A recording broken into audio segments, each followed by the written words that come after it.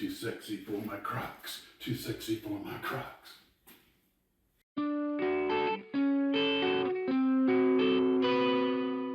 Well, hello Glue Troopers, Max and Max's Models here, continuing our series on how to photograph your model.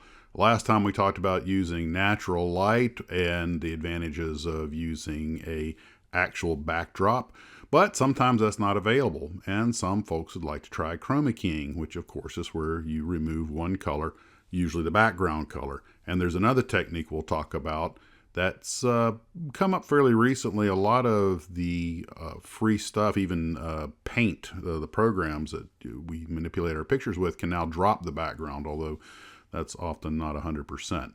So chroma keying, normally you want to use either a green, a blue, or a red. They seem to be the best colors to chroma key out. But there's some problems with that, obviously, and of course you might have those colors in your model. One color I've had some luck with lately is brown. It's very hard to work with. There's only one setting where it works, but it does work, and I've been able to use it using Gluey here. When I try to use the pinks or the purples or the reds as a background, it drops the red out of the picture, and same for the greens and everything. You cannot chroma key black or white or even grays. It doesn't work. They're too primary. So let's go over real quick some ideas for doing that, and then we'll talk about using the background removal program. So obviously you want to have the model well lit and a solid color background behind it. The model needs to be as far away from the background as you can get it to prevent reflection.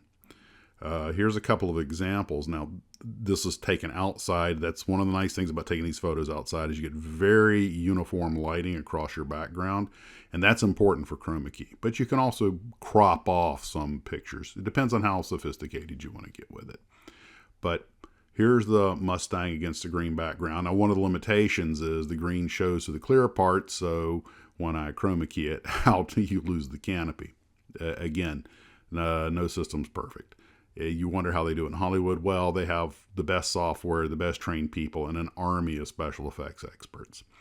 But if you put the color up there and you can avoid reflection against the model, gloss models are very difficult, like metal skins and aluminums. Anything shiny or glossy is going to reflect the green, so it's going to disappear along with it.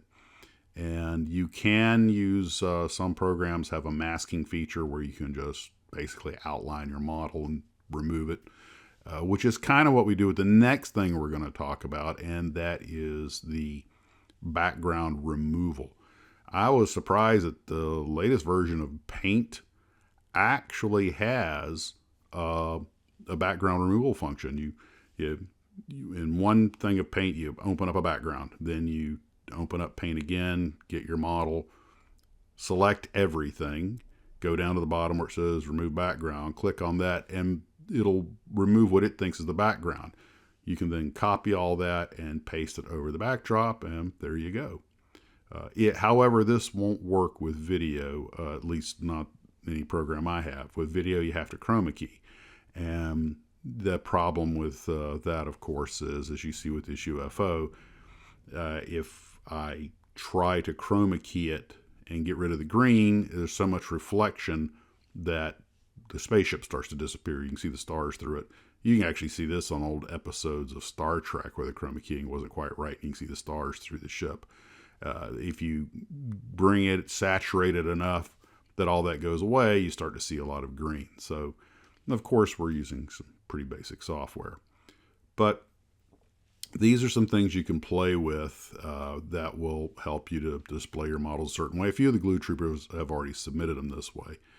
What I would recommend is if you can just use the background removal, that's a whole lot easier, a few clicks on your computer.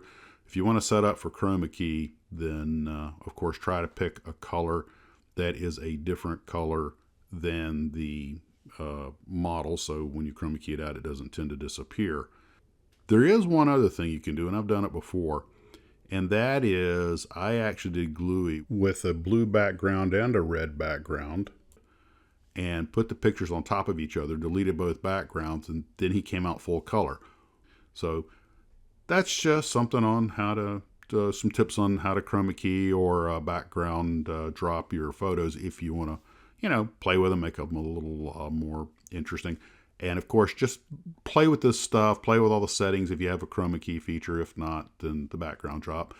The one nice thing about the background drop is that it, like with this Mustang, it really worked great on getting rid of everything, except it saw the canopy was not part of the background, so it kept that big green background showing through the canopy. But I'm sure if we work with it a while, we could play with a way to get around that. But anyway, that was just one of Max's little ham-fisted lessons on how to play around with photographing your model. Guys, take care of yourselves. We'll talk at you later. And as always, model on.